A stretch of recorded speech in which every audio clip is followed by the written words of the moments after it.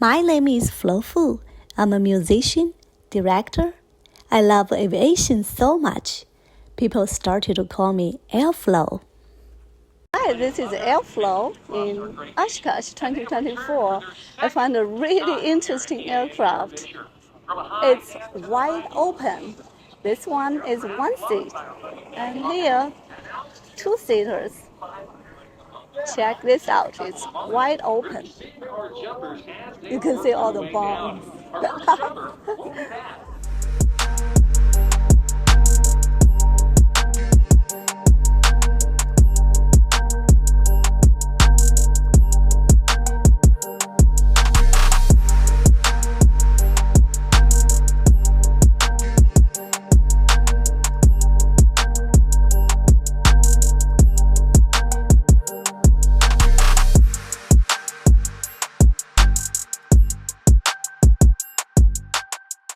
Hello, Mr. Bever. I know you and Quicksilver go way back. Can you tell me about the early days and how did you start your company? Thank you, Airflow. I started back in the in the 70s with Quicksilver. At the time, it was a hang gliding company, and it evolved into what it is today. Today, it's called ultralighting. But the same technology that we were using when we developed the hang gliders, actually I wasn't with the company in the hang glider days, I was a participant. But it's the same technology in the hang gliding that what we have today. I've got a really nice graphic. I can kind of show you the separation from the processes. Sure, please show me around.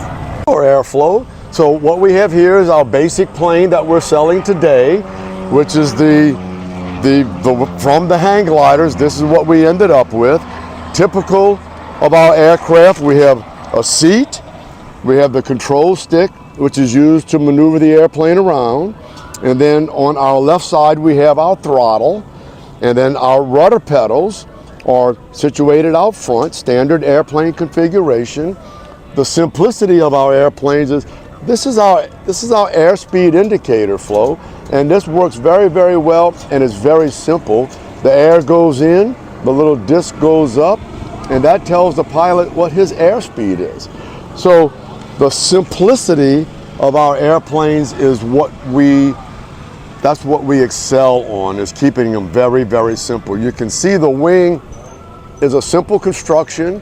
We use a lot of cables, and open bottom part of our wing allows us to take off in a shorter distance.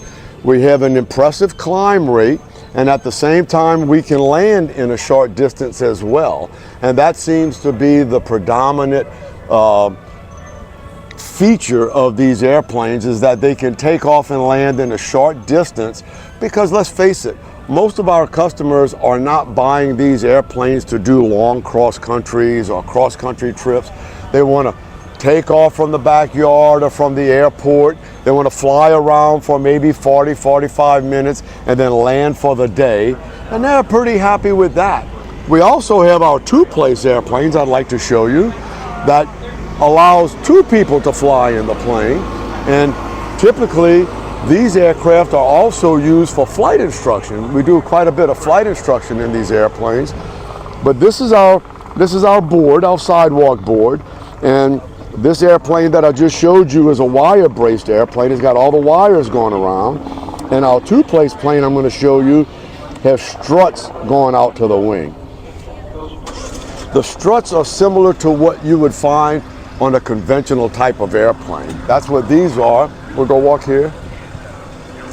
These are the struts that are a bit different than what we have on the wire-braced airplane. So we have one in the front, one in the back, very typical for aircraft type, conventional aircraft type aircraft. And then we have the dual seating arrangement, where two people can sit in the plane, and we'll get you here in the plane in a second.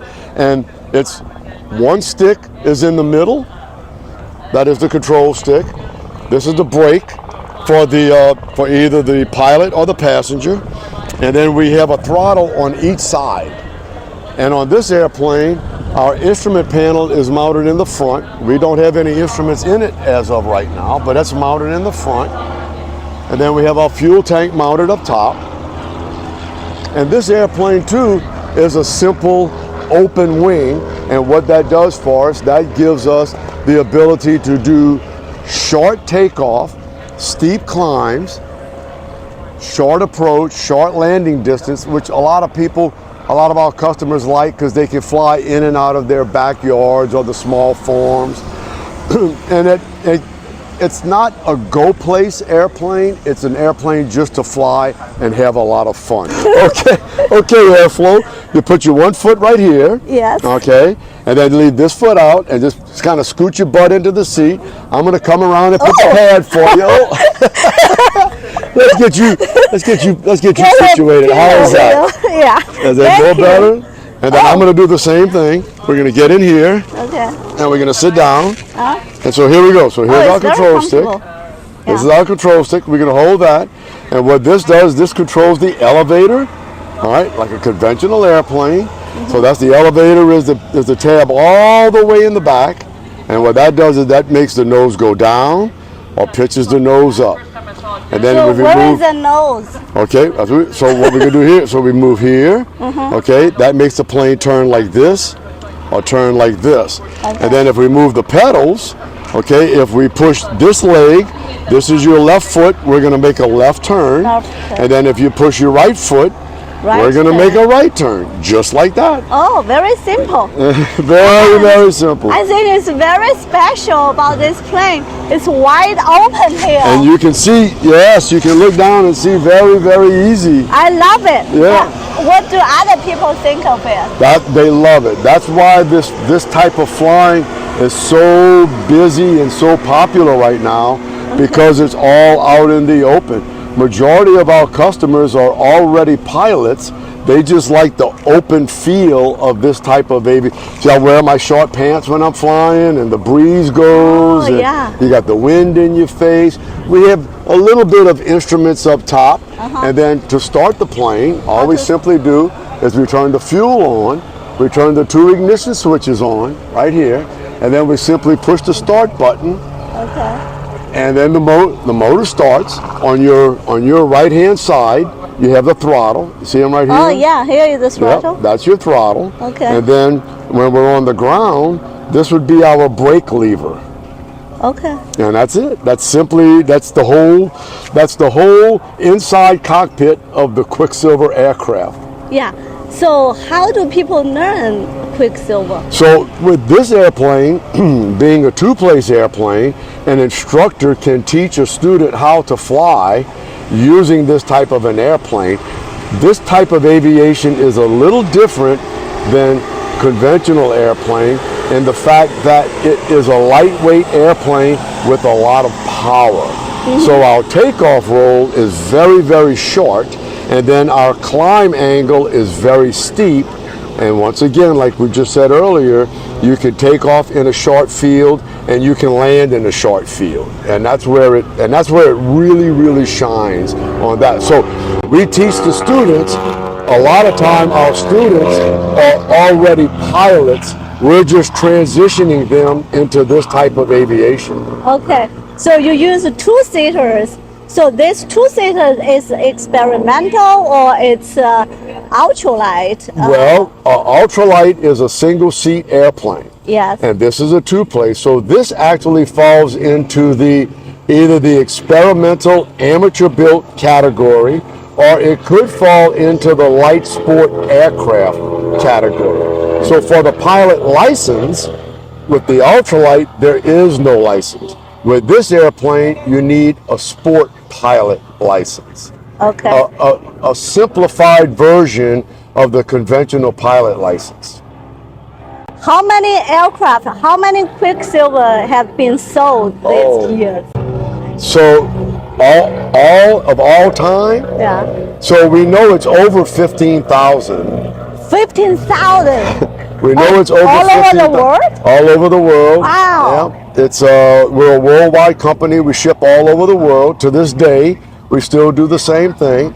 And what makes this type of plane even more attractive is it comes in a kit. And so what the owner does is he just simply assembles the kit, and then he gets his airworthiness certificate, and then he's free to fly the airplane as he pleases. Okay. If I order one today, how long can I get a kit? Sure. Right now, our lead time is approximately 8 weeks, 2 months. And the big part of our lead time is because all of the sail sets, the fabric on the planes, are sewn custom. So every customer gets to choose their colors. And so we manufacture the sails, the fabric, the wings, and the tail as what the customer orders. That's how we set for them.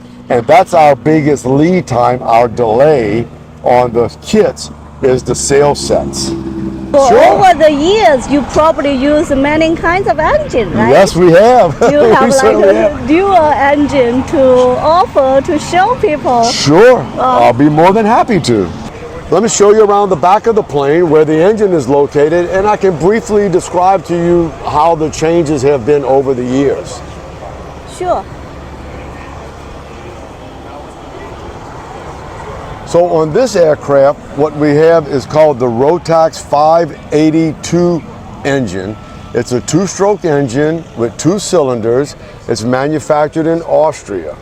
And this has been the mainstay of our industry for a long, long time, but it wasn't always like this.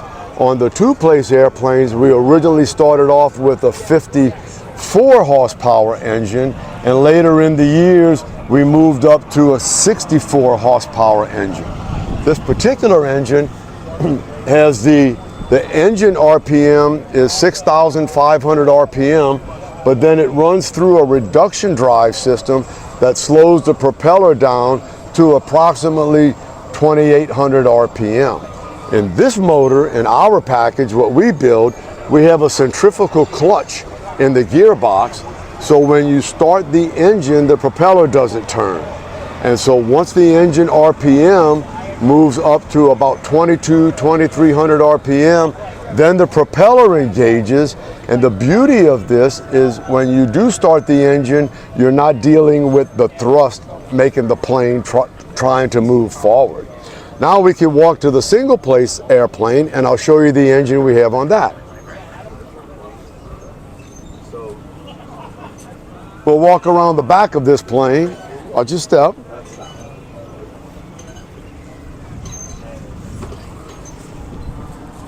Now on this engine, this is the latest, neatest, newest technology of engines. This particular motor is manufactured in Switzerland by the company called Helvenka, and it is a fuel injection, and it's electronic ignition with a high pressure fuel pump. And one of the neat things we have with this motor is that the clutch is built into the engine. So when we start the engine, the propeller is not turning. And we think that's kind of a safety feature. So if you're waiting to take off, you're not blowing stuff all over the place. You go to idle, the prop stops turning. When you advance the throttle just a little bit, propeller starts turning, airplane moves forward, and eventually we're flying. So we have a lot of our customers that are still flying aircraft as far back as 1982, and our company still supplies and services and provides parts for all of those airplanes. So anything that Quicksilver ever built, we have replacement parts for all of those airplanes, and we ship them all over the world daily. Mr. Bever, I heard it's very affordable of Quicksilver. What is the price range? Oh, that's a very good question, Airflow. We get asked that often at the air shows. So we sell the aircraft 2 different ways. We'll either sell them as a complete package. All of our airplanes are sold as kits, and the builder assembles the kit. The single place airplane with the engine, the price on those starts at $23,000. On the 2-place airplane, the complete kit with the engine is right at $30,000 is where our pricing starts. Have they changed these much over time? I'm engines, I'm sure, but is the Pretty much the same. So this model is the same since 1986. No changes at all. None whatsoever. Same wing, same tail, same trike structure, same engineering. Everything is exact. The wire length, the wire structure, everything is the exact same thing. So that's why I think that's why we do so well, is because we don't change anything. I'm not interested in changes. Yeah. And do they have the strut? That started. We did that in 98. 1998. We brought the lift struts out. Coming over here. So, come on. You are spectators. I'm explaining this to you. So the lift struts we developed around 1998, only because that's what pilots wanted. It doesn't have anything to do with structure. It doesn't have anything to do with. Just wanted to see a strut. It makes it faster. It doesn't do any of that. It's got lift struts. But the difference between the lift strut airplane and the wire braced airplane is the lift strut airplane is 120 pounds heavier than the wire braced airplane, and the wings are just a little bit smaller than that. But at the time, the target audience was the CFIs, the flight instructors, the guys that are teaching other people how to fly. We found that a heavier airplane is a little more stable and a little more airplane-like. So that's why the weight was built in. And when you're doing lift struts, you only have 2 points of the wing that are supporting the load. With the wire braced airplane, we've got 4 points holding the load. So you kind of you're sharing the load so you can make it lighter. Because it's only 2 points, the structure itself has to be heavy.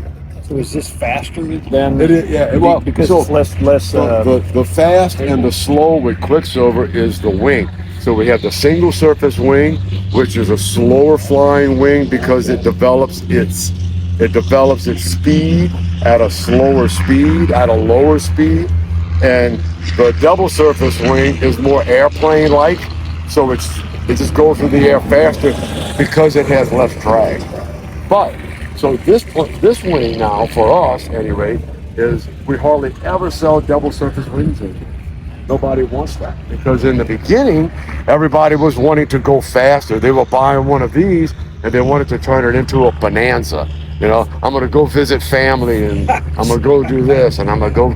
So now that dynamic has changed, most of what we're doing is the guys are just wanting to get up, fly around the patch, maybe take the grandkids, maybe, just get up and fly and just get the proverbial fix. Yeah. I guess is what it is. What kind of, so you're in the pattern, what kind of airspeed are you doing in this? So on this airplane, you typically rotate about 35 miles an hour, and then all the rest of the speeds are 44, 43 to 44. So you're just wearing sunglasses, you're comfortable. Just what I'm wearing. You don't have to wear goggles. And shorts. Dude, I love it. Oh.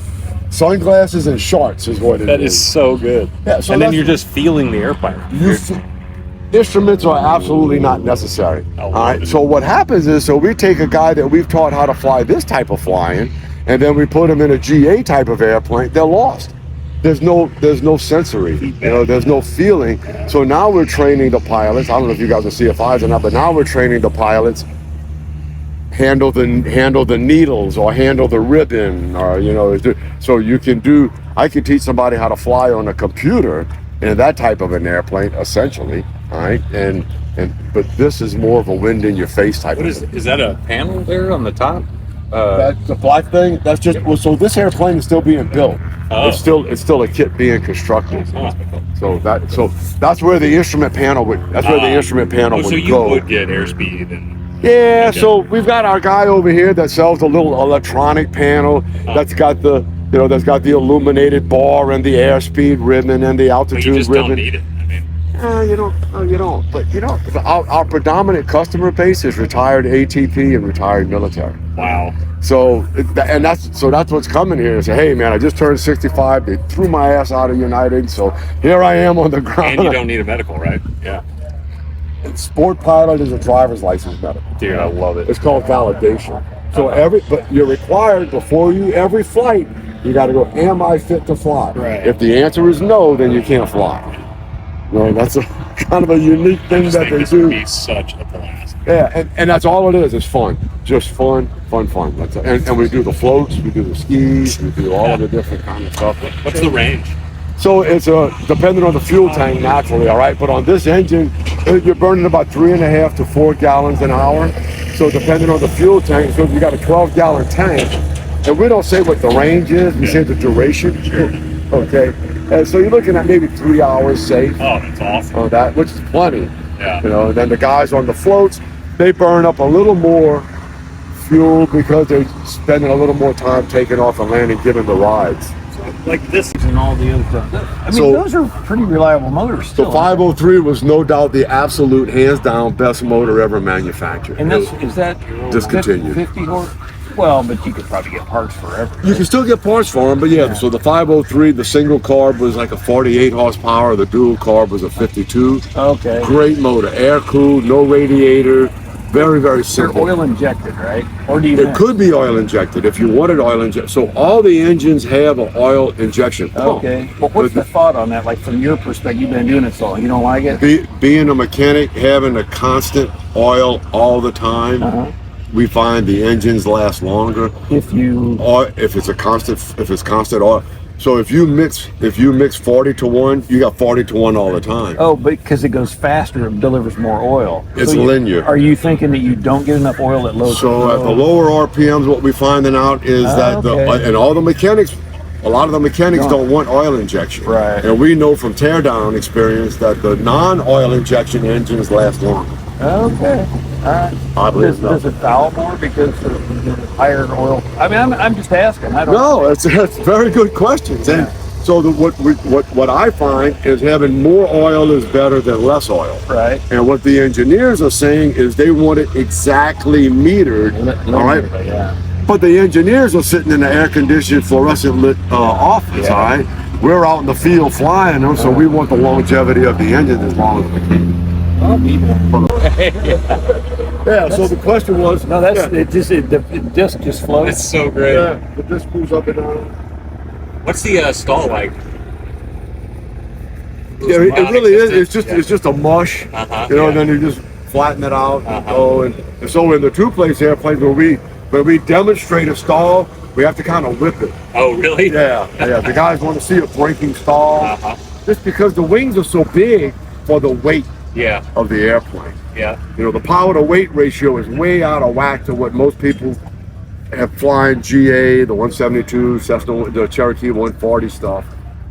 So, like one of these with are the 503s all hand props, or do you have to? That's all. Push button start, electric start if you want. Yeah. Pole? Is anybody doing pole ropes? Yeah, I do. Okay. Yeah, Again, just for reliability. And, No, because I'm a simple guy. I started off as a hang gliding instructor. And Okay. So I'm just real simple, and I like that my airplane's simple, my house is simple, my cars are simple, you know, everything. Just simple. Yeah. So the more systems you have in aviation, the more systems you have to maintain. Yeah. You have to, you know, the yearly inspection and stuff. So the pull start is still a very viable option, even with the 582 engine. Okay. Yeah, kind of cool the way that works. You know, simple is better. Yeah. In this case, whereas in the GA world, you know, we're trying to pack as much glass as we can.